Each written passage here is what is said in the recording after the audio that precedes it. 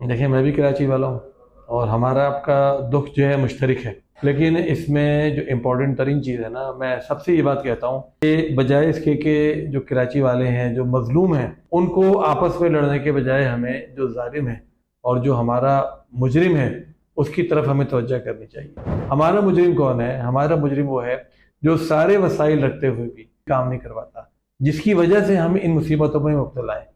اس کو ہمیں تلاش کرنا چاہیے، وہ تلاش کر بھی لیا ہے۔ تو وہ سارے لوگ بالکل پن پوائنٹڈ ہیں، وہ پارٹیاں پن پوائنٹڈ ہیں جو کراچی کے ان ایشوز کی، ان مسائل کی ذمہ دار ہیں۔ نمبر دو بات یہ کہ جو کام ہم خود کر سکتے ہیں وہ ہمیں کرنا چاہیے۔ پہلے ہمارے پاس جو ہم جیتے تھے 108 تھی، لیکن وہ پیپلز پارٹی نے جو اس کا ایک ہوتا ہے چمتکار، اس کے ذریعے سے کم کرتے کرتے ان کو 87 پہنچا دیا تھا۔ اب 85 یونین کمیٹیز ہیں اور 9 ٹاؤنز ہیں جماعت اسلامی کے پاس۔ میئر کراچی کو ہم چاہتے ہیں کہ کام کریں، باوجود اس کے کہ ان کے انتخاب پر ہمیں بڑا اعتراض تھا، ہے اور رہے گا۔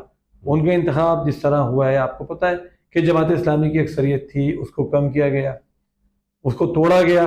کس طریقے سے کہ پی ٹی آئی کا جو اتحاد تھا ہمارے ساتھ، ان کے آدھے لوگ انہوں نے ان کو اندر آنے ہی نہیں دیا، ان کو لالچ یا دباؤ یا ڈر کے جو بھی ان کے ساتھ کیا گیا، ان میں سے آدھے لوگوں نے ووٹ نہیں ڈالے تو ان کو توڑا گیا۔ جس طرح بھی ان کو بنایا گیا، پھر وہ کونسل کے ممبر نہیں تھے، ان کے لیے لاء تبدیل کیا گیا اور لاء تبدیل کر کے ان کو ایک غیر منتخب آدمی کو کراچی کا میئر بنا دیا گیا۔